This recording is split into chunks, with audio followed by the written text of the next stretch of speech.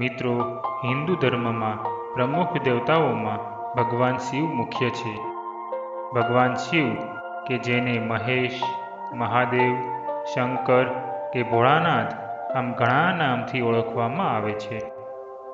હિન્દુ ધર્મમાં જો કોઈ દેવની પૂજા સૌથી વધારે થતી હોય તો તે કાળના કાળ મહાદેવ એ ભગવાન શિવ છે.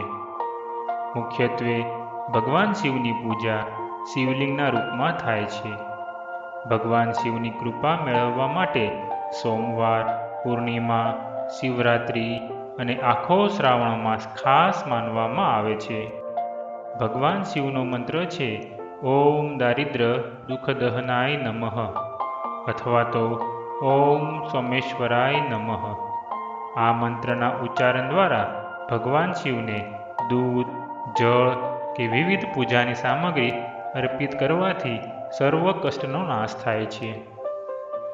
આમ તો ભગવાન શિવને ભોળાનાથ કહેવાય છે, એટલે તે એટલા ભોળા છે કે માત્ર સાચા મનથી પ્રાર્થના કરવામાં આવે તો પણ પ્રસન્ન થઈ જાય છે.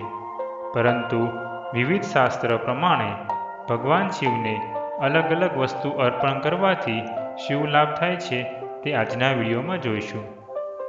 બીલીપત્રના તન પાનને રજો, સત્વ અને તમો ગુણના પ્રતીક માનવામાં આવે છે.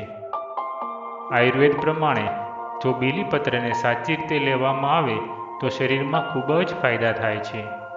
આમ શિવલિંગ પર બીલીપત્ર ચડાવવાથી શરીરના રોગોમાં રાહત મળે છે. શિવલિંગ પર જળ અને બીલીપત્ર સાથે ચડાવવાથી વ્યક્તિના મનને શાંતિ મળે છે. શિવલિંગ પર મધ ચડાવવાથી વ્યક્તિના વિચારોમાં મીઠાશ આવે છે.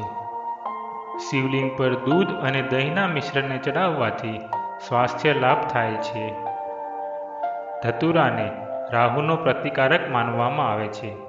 આથી શિવને ધતુરો અર્પણ કરવાથી રાહુને લગતા દોષો જેવા કે કાલસર્પદોષ, પિતૃદોષ વગેરે દૂર થાય છે.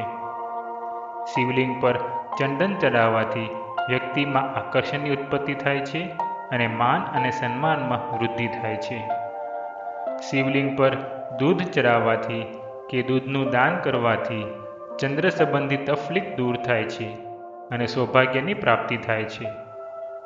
આમ તમે પણ તમારા જીવનમાં આ ઉપાય અજમાવો અને તમારા જીવનમાં આવતી મુશ્કેલીઓમાંથી છુટકારો મેળવો.